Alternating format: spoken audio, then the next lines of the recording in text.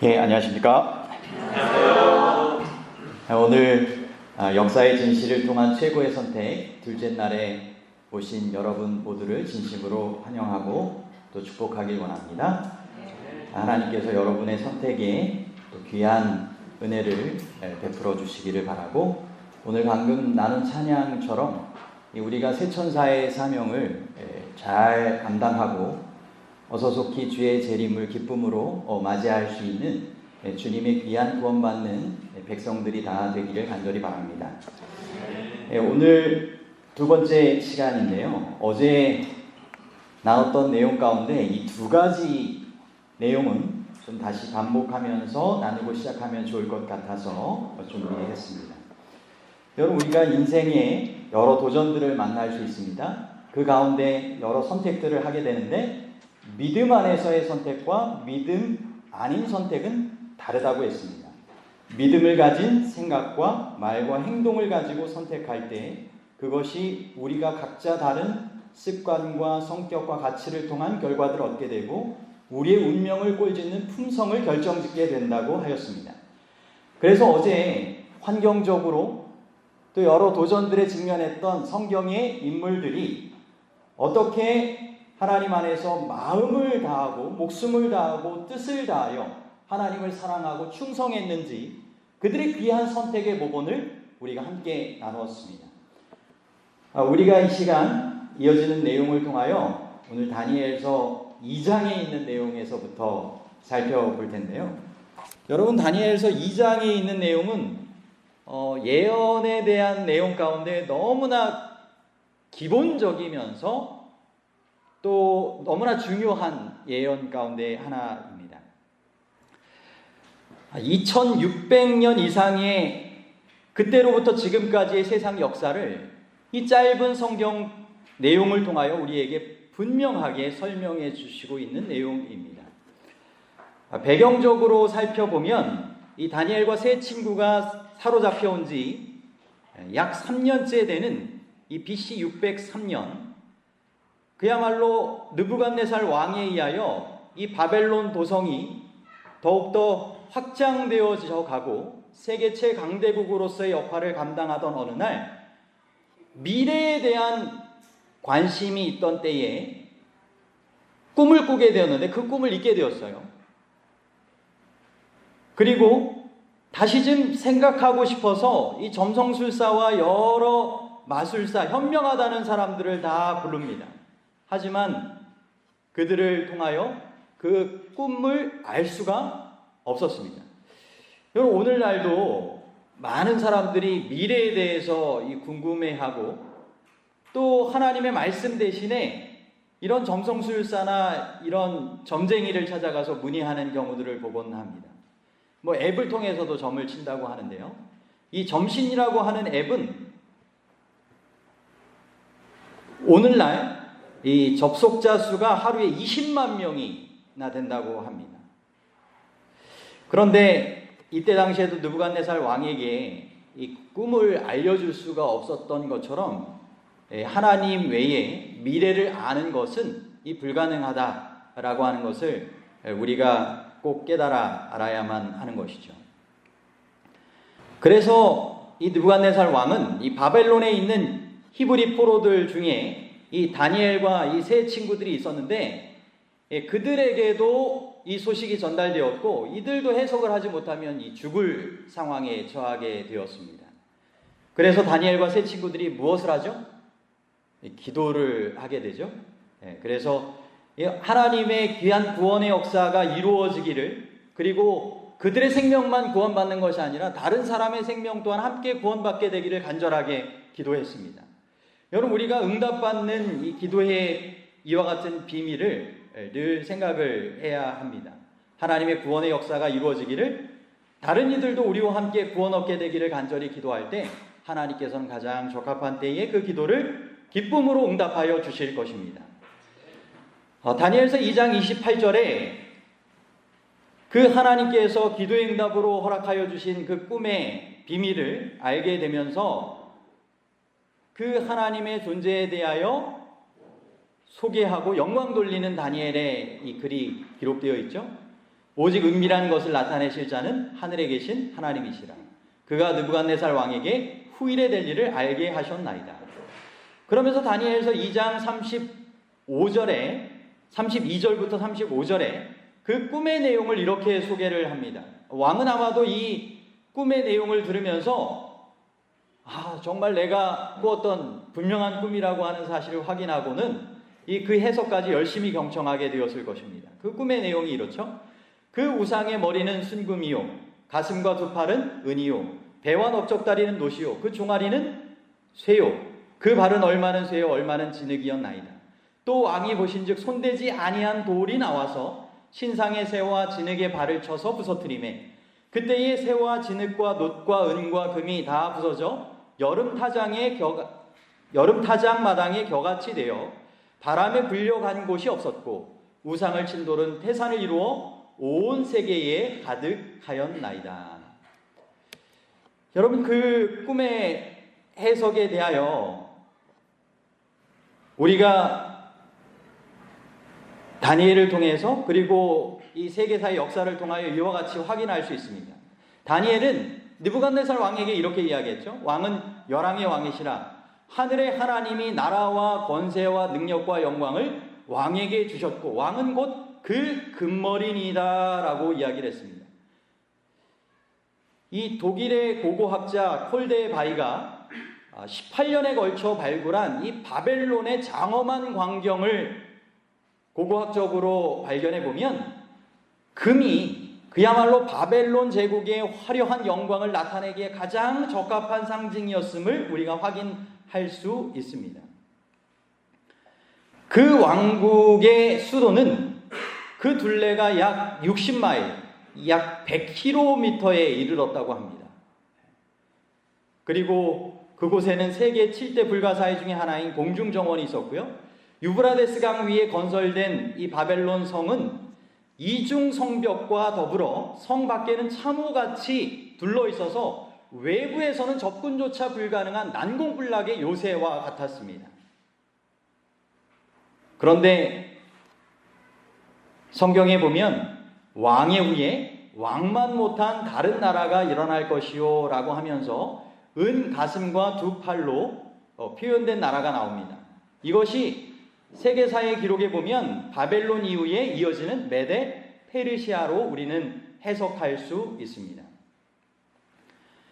처음에 바벨론이라고 하는 왕국이 너무나 강하여서 두 나라의 연합군이 함께 무찌를 수밖에 없었고 그렇게 동맹국가였던 두 국가 가운데 한 나라 페르시아가 이제는 더 그 세력을 지배하게 되면서 이 페르시아라고 하는 나라로도 불려지게 됩니다. 그리고 이 페르시아 제국 가운데 한 왕비가 성경에 나오는 에스더 왕비가 되는 것이고요. 이 은으로 표현이 됐는데 실제적으로 이 페르시아는 은을 화폐의 단위로 최초로 실시한 나라이기도 하였습니다. 셋째로는 동으로 배와 넓적다리로 표현된 이 나라가 세계를 다스릴 것이라고 했는데요. 이것은 이 그리스 나라라고 하는 것을 우리가 확인을 하게 됩니다. 알렉산더 대왕이 이끈 것으로 유명한데요. 숫자는 적었지만 놀라운 정복력으로 메데와 페르시아를 정복합니다. 특별히 헬라, 그리스 사람들은 청동제련에 탁월했습니다. 군인들이 사용했던 갑옷, 투구, 모든 전투용 도구들은 청동으로 만들어져서 이 찬란한 청동 문화를 꽃피웠습니다. 하지만 이 알렉산더 그 이후에 이 알렉산더가 요절한 이후에 그 부하 장군들에 의하여 나라가 나누어져서 유지는 되었지만 그 나라의 힘은 이전만 되지 못했습니다. 그 넷째 나라는 쇠로 된 종아리, 이것은 로마 제국으로 우리가 해석할 수 있는데요. 실제적으로 역사가 에드워드 기본에 의하면 이 철의 제국으로 로마를 표현했고요. 철 갑옷과 철 무기로 무장한 로마 군대는 마치 때려 부수는 쇠망치처럼 자기를 대항하는 나라들을 무참히 정복하는 이 막강한 나라였습니다. 그리고 이와 같은 이 놀라운 정복력의 때에 하나님의 아들 예수님께서 이 땅에 오셔서 구원의 사역을 이루시는 모습을 보게 됩니다. 가장 큰 핍박과 시련이 있던 이 막강한 권력의 때에, 사단이 그와 같이 역사될 때에 예수님께서 이 구원의 역사를 이루게 하여 오신 것입니다. 이 세계사 책 가운데 보면 이렇게 전체적으로 정리를 하고 있어요. 신채식 씨하고 양병욱 씨가 공저한 세계사 이 책에 보면, 신바벨로니아 수도 바벨론은 서남아시아의 상업과 문화 활동의 중심지가 되었으나 북방의 신흥 세력인 페르시아에게 정복되었다. 그리스를 정복한 알렉산더 대왕은 당시 오리엔트 세계를 지배하고 있던 페르시아 군과의 전투에서 연정연승을 거두고 알베라에서 다리우스 3세를 격파하여 페르시아를 멸망하였다. 로마는 전후 3회에 걸친 전쟁에서 카르타고를 물리치는 한편 그리스를 정복하여 마침내 기원전 2세기에는 지중해 전역을 지배하게 되었다라고 성경의 기록을 세계사적으로도 이와 같이 증명을 하고 있습니다. 이 철과 진흙으로 된 이 발가락 시대는 열국 시대로 우리가 표현되어질 수 있는데요. 이 다니엘서 2장 43절에는 이렇게 기록되어 있어요. 왕께서 새와 진흙이 섞인 것을 보셨은즉 그들이 다른 민족과 서로 섞일 것이나 그들이 피차에 합하지 아니함이 새와 진흙이 합하지 않음과 같으리이다. 결국 아무리 그들이 세계 정복을 위한 야망을 가진 통치자에 의하여 그것을 정복하기 위한 시도가 이루어져도 그것이 결코 성공하지 못할 것을 성경에서는 예언을 통하여 분명하게 기록하고 있는 것입니다. 그들이 피차에 어떻게 되지 않겠다고요? 합하지 않겠다고 한 것입니다. 세계사의 내용을 우리가 살펴보면 세계를 통일하기 위하였던 이 로마 제국 이후에 분열된 시대에 여러 왕들이 등장하는 것을 보게 됩니다. AD 742년부터 814년까지 살았던 프랑크 왕국의 왕 샤를마누 대제도 그랬고요. 그리고 AD 1338년부터 살았던 이 찰스 5세도 마찬가지입니다.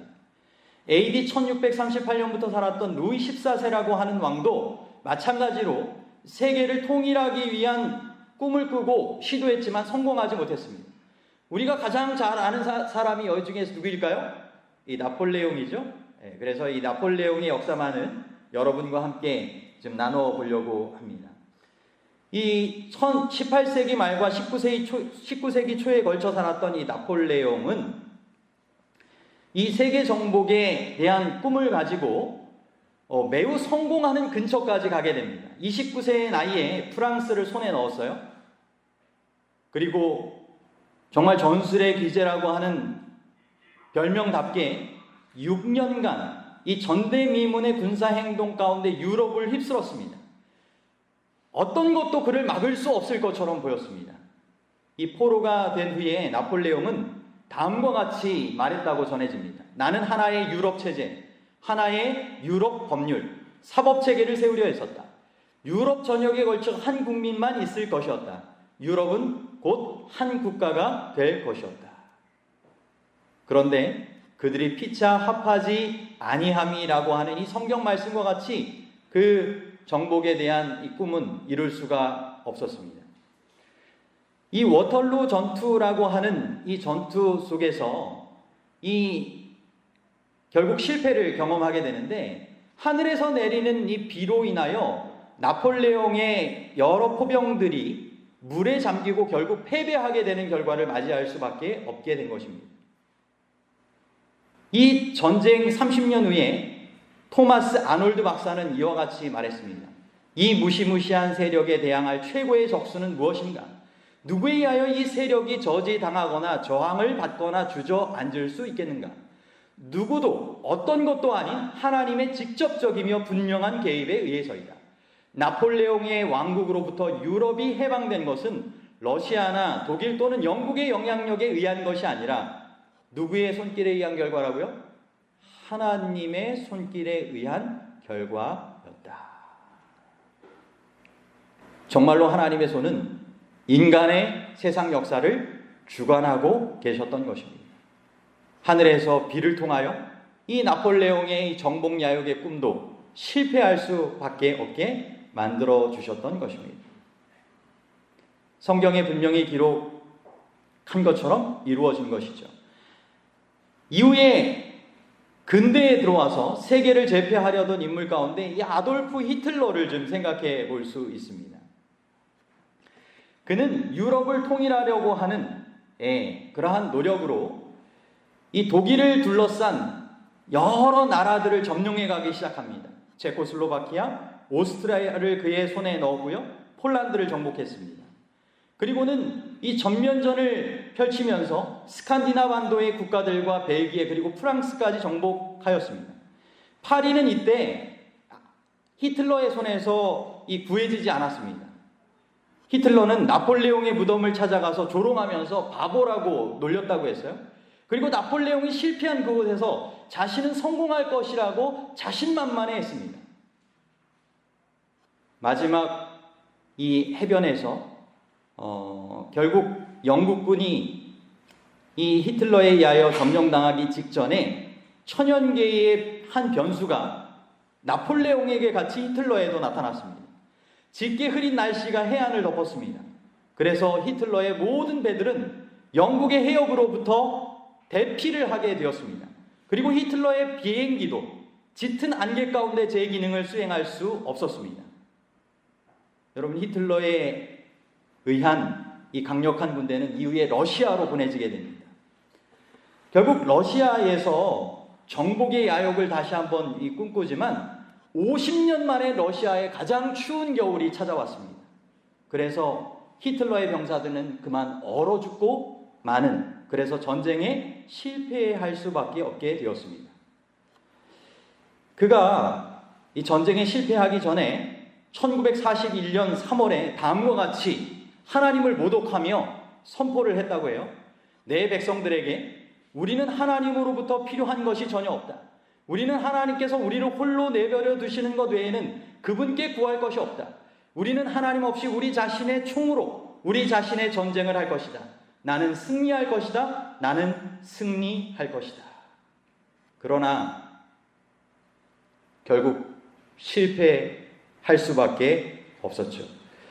하나님 없는 공산주의나 독재체제, 이 지구의 어떤 다른 권세도 하나님의 말씀의 예언에 따라 같은 운명에 처할 수밖에 없는 것입니다.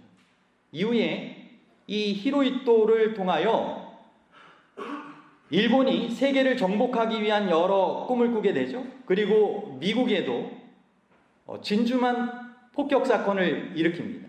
당시 일본이 꿈만 꾸었다면 미국을 점령할 수도 있는 귀한 기회였다고 했어요.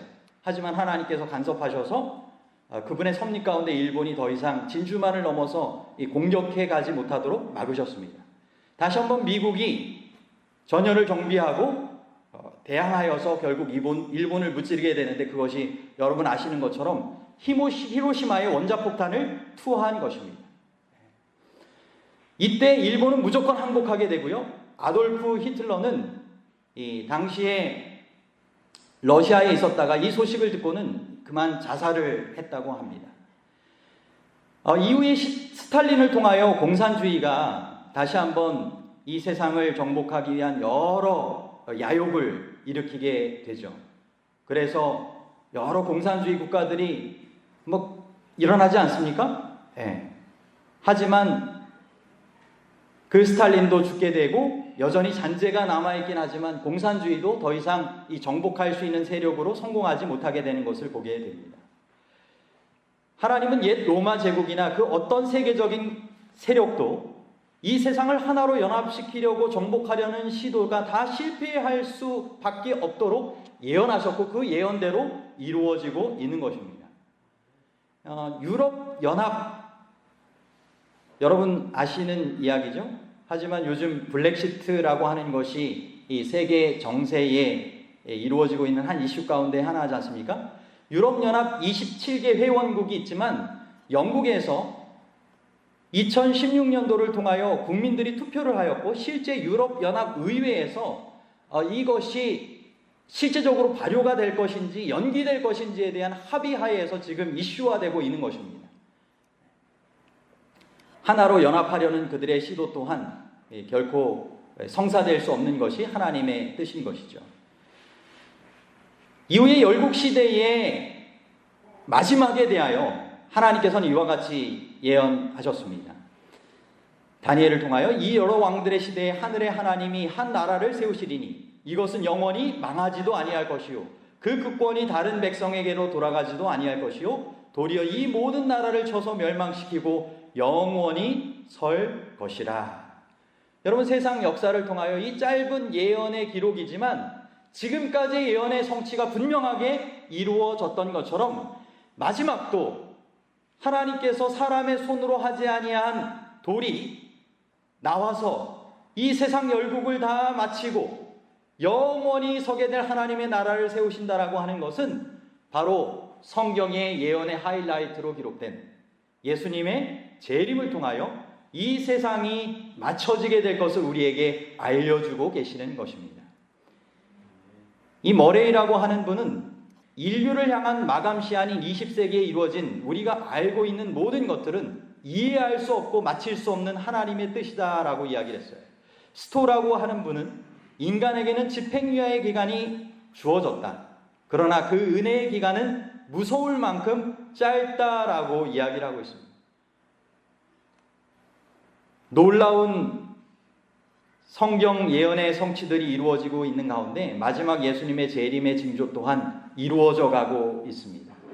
곧 일어날 세계적인 제국이 곧 이 땅에 오게 될 것을 우리에게 예언은 말씀하고 있습니다.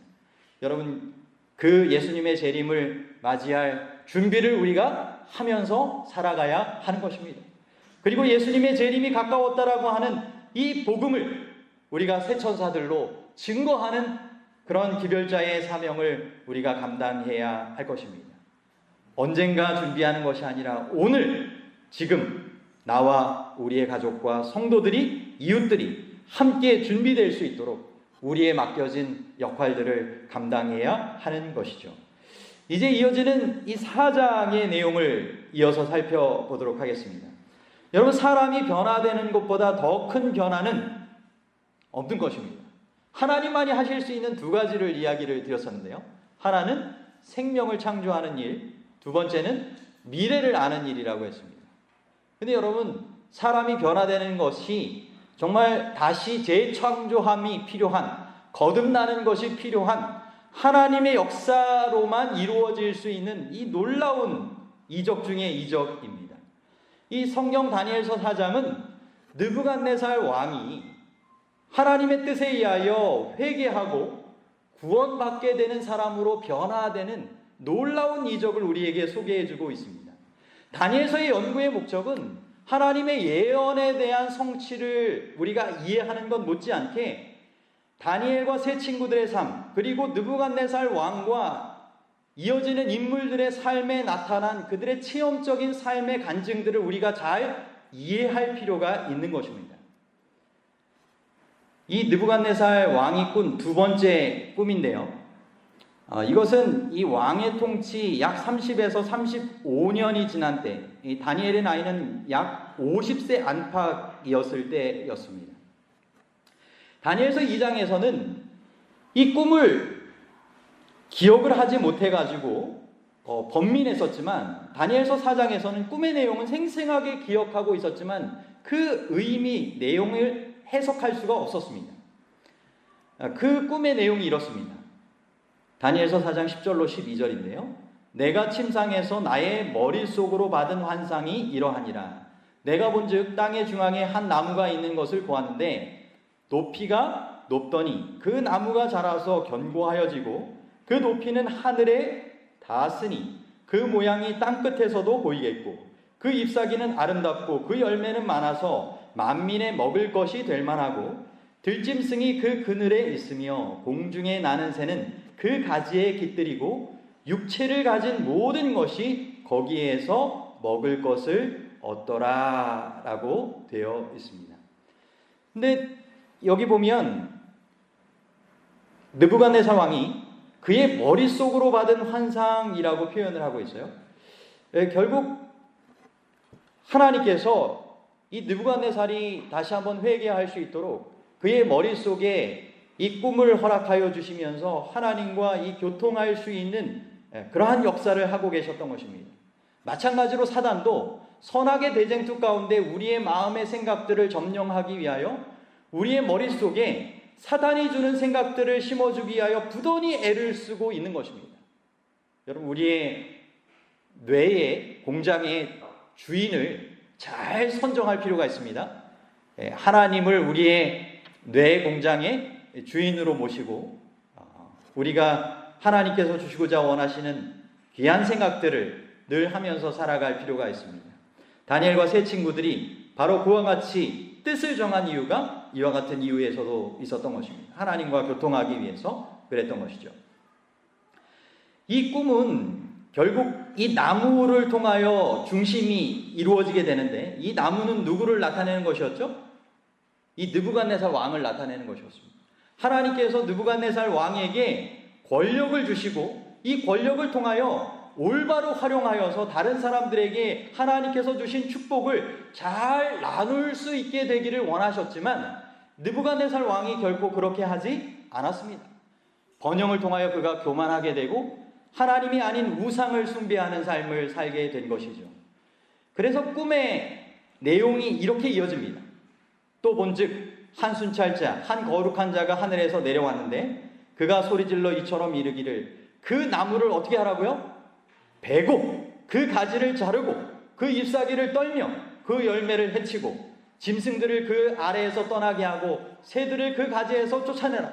그러나 그 뿌리에 그루터기를 땅에 남겨두고 또 그 마음은 변하여 사람의 마음 같지 아니하고 짐승의 마음을 받아 7대를 지내리라. 이는 지극히 높으신 이가 사람의 나라를 다스리시며 자기의 뜻대로 그것을 누구에게든지 주시며 또 지극히 천한 자를 그 위에 세우시는 줄을 사람이 알게 하려 함이라. 이 해석이 왕이 꾼 꿈대로였습니다.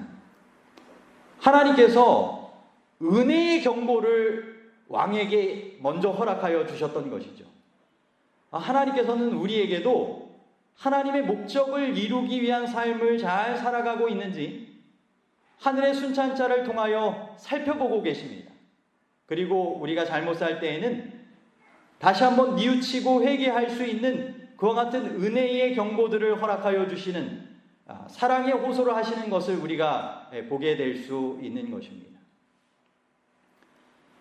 그 꿈의 해석을 아무도 해석하지 못하자 느부갓네살 왕이 다시 한번 이 벨드사살이라 이름한 이 다니엘을 불러가지고 그 꿈의 해석을 묻게 되죠.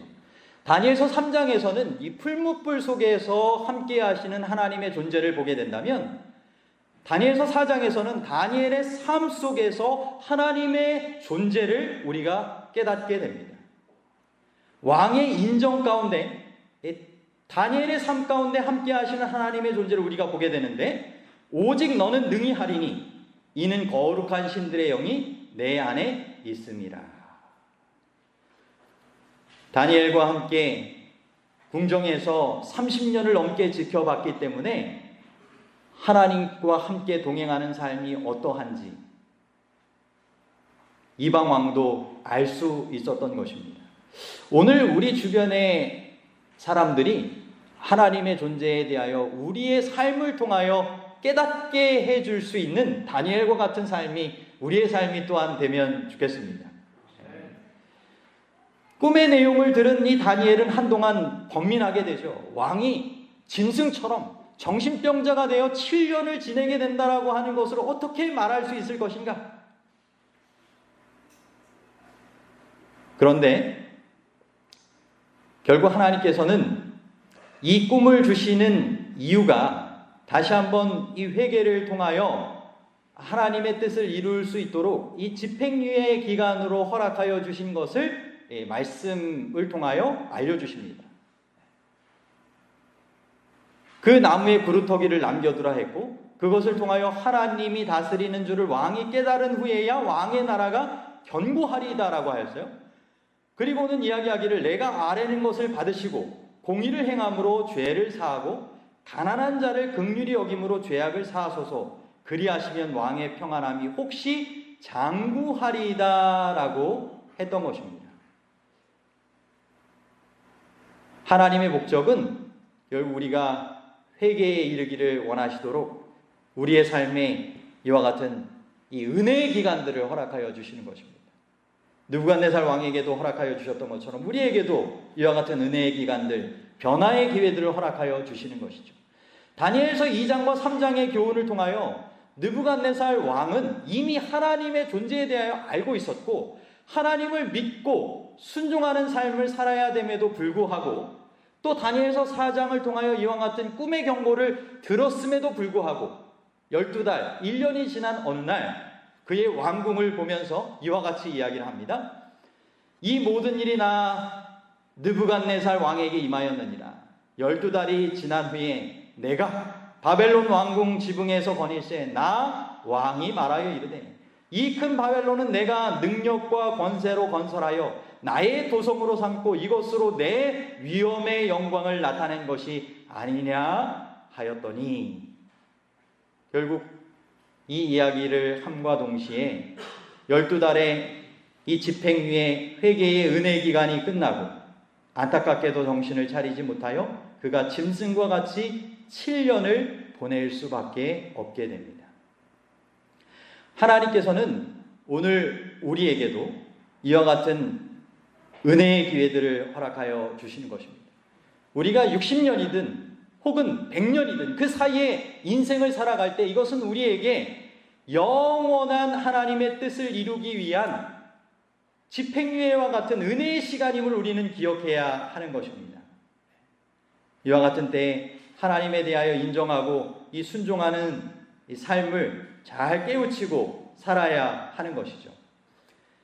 우리에게는 이미 알고 있는데 그것을 실천하는 능력이 부족하기도 합니다. 한 노인이 이 송어 낚시를 하고 있었습니다. 지나가던 한 청년이 분주하게 손을 올리는 노인의 모습을 보니까 너무나 낚시를 잘하는 모습을 볼 수가 있었어요. 그래서 비결을 물었습니다. 그랬더니 노인이 기분이 좋아가지고 비결을 말합니다. 첫째, 한눈을 팔지 말 것. 둘째, 미끼를 잘 사용할 것. 셋째, 인내를 가지고 기다릴 것. 그리고 마지막 넷째, 적당한 기회가 왔을 때 절대 놓치지 말 것.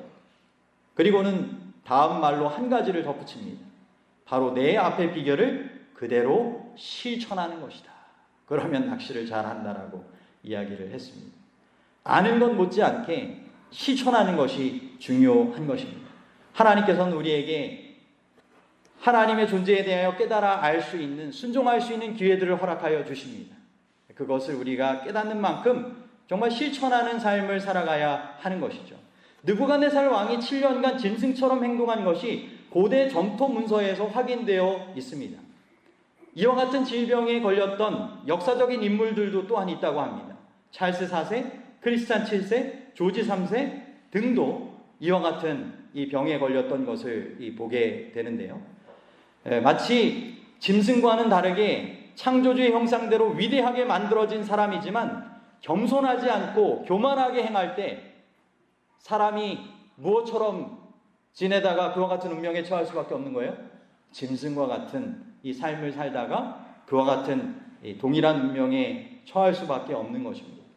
하나님께서는 다른 동물들과는 다르게 하나님의 형상대로 손수 흙으로 빚으시고 생기를 코에 불어넣으셔서 사람을 위대하게 만드셨습니다. 그러나 하나님 안에서 겸손한 삶을 살아가기를 원하시는 것이죠. 무릇 교만하게 행하는 자를 그가 능히 낮추신다라고 분명하게 말씀하고 계시는 것입니다. 하나님께서 오늘 우리에게 허락하여 주신 여러 은혜의 삶을 우리가 늘 생각하며 창조주 하나님의 존재에 대하여 감사하고 그 하나님과 함께 더욱 예배하는 아름다운 삶을 살아갈 수 있게 되기를 바랍니다. 느부갓네살이 하늘을 우러러 보았을 때 내 총명이 다시 내게로 돌아왔다라고 되어 있어요. 하나님을 우러러 보는 이 예배의 삶 가운데 하나님께서 이 창조주의 뜻 가운데 살아갈 수 있는 이 회개된 변화되는 삶을 느부갓네살 왕에게 허락하여 주신 것입니다. 오늘 우리가 하나님께서 주신 이 정상적인 이 정신을 가지고 살아갈 수 있는 것에 대하여 정말 감사하며 하나님을 예배하는 삶을 살아가야 할 것입니다. 다니엘서 4장 1절로부터 3절에 보면 이 우상숭배자요 폭군이었던 이 느부갓네살 왕이 진정 거듭난 하나님의 자녀가 되어서 지극히 높으신 하나님이 내게 행하신 이적과 놀라운 일을 내가 알게 하기를 즐겨하노라 하면서 그의 체험적인 신앙을 간증하는 모습을 보게 됩니다. 느부갓네살 왕도 하나님께 구원받아야 할 하나님의 귀한 영혼이었던 것입니다. 회개의 가능성을 보시고 계속적으로 호소하시며 오래 참으신 하나님의 모습을 보게 되는 것입니다. 기원전 605년부터 이때 당시에 한 30년이 넘게 끊임없이 하나님께서는 느부갓네살 왕을 구원하시기 위하여 꿈을 통하여 때로는 이 다니엘과 세 친구들의 삶을 통하여 끊임없이 호소해 오셨던 것입니다.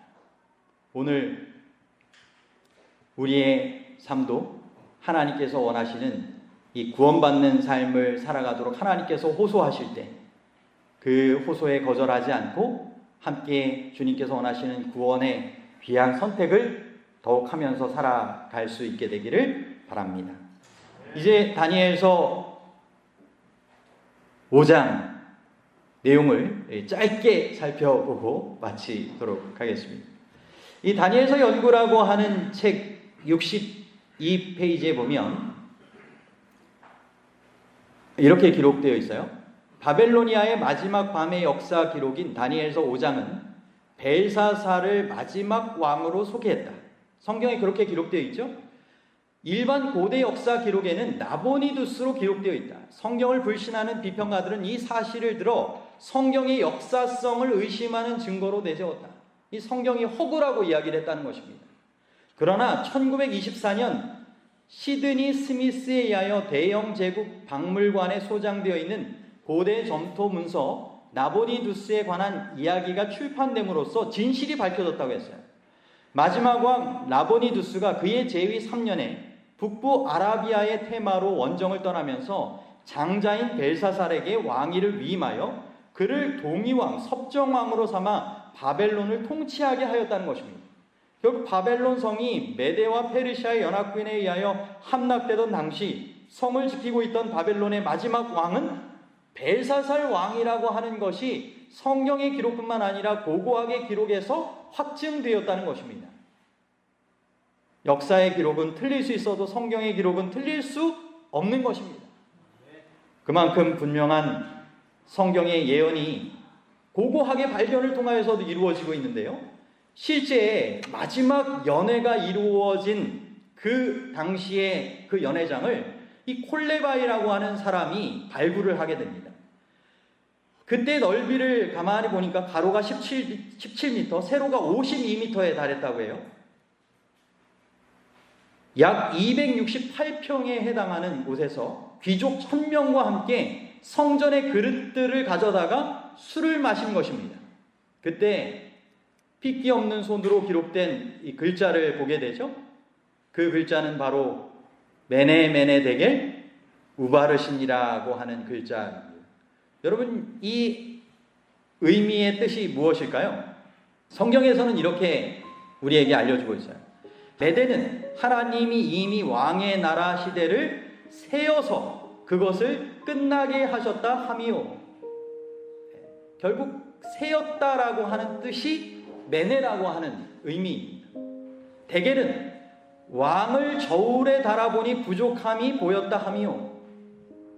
달아보는 것, 그것이 바로 데겔의 의미입니다.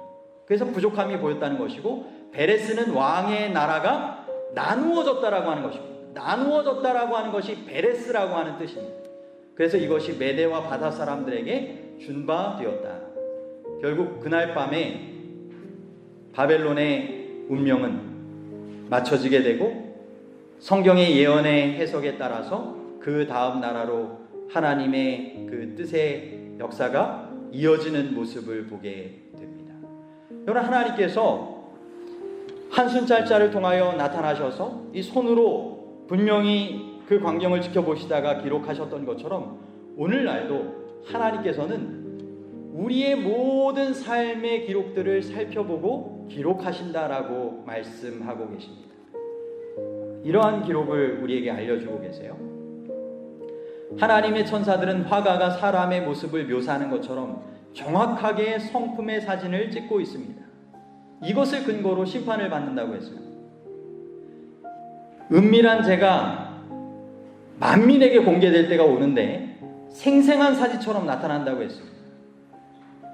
그 순간 남편의 부정이 아내에게 공개될 수 있고 아내의 부정이 남편에게 공개될 수 있고 부모들은 자녀들의 실상을 처음으로 알게 되고 자녀들은 부모들의 삶에 기록된 잘못과 실수들을 깨닫게 될 수 있다고 했어요. 거짓 진술로 이웃의 재산을 가로챈 사람의 부정 취득의 죄도 불공정한 계산, 부정한 거래, 이 모든 것이 다 기록되어 있다라고 하는 것입니다. 하지만 이 모든 것들을 부족함이 나타나기 전에 회개하고 죄가 용서받고 도말될 수 있는 기회들을 우리에게 하나님께서 허락하여 주시는 것입니다. 여러분, 하나님께서 하시지 못할 세 가지에 대해서 아우구스티누스라고 하는 사람이 이렇게 이야기를 했어요. 첫 번째, 하나님은 돌아가시지 못한다. 그렇겠죠? 저 영원부터 영원까지 계시는 분이니까요. 두 번째, 하나님께서는 회개하지 않는 죄인을 구원하시지 못하신다. 세 번째는 하나님께서는 회개하는 죄인을 벌하시지 못하신다. 하나님께서는 오늘도 우리에게 회개하여 구원받게 되기를 원하시고 계시는 것입니다. 우리 모두에게 동일한 기회가 주어져 있습니다. 느부갓네살의 회개와 구원의 경험을 할 것인지, 벨사살의 불순종과 파멸의 선택을 할 것인지, 우리 각자의 선택에 달려 있는 것입니다.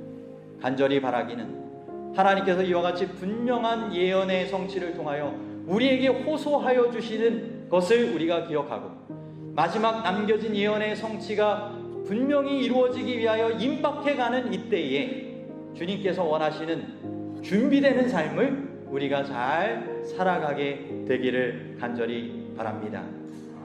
그리고 우리를 통하여 다른 사람들에게도 귀한 구원의 복음이 잘 나누어지게 되기를 간절히 바라면서 오늘 말씀을 마치도록 하겠습니다.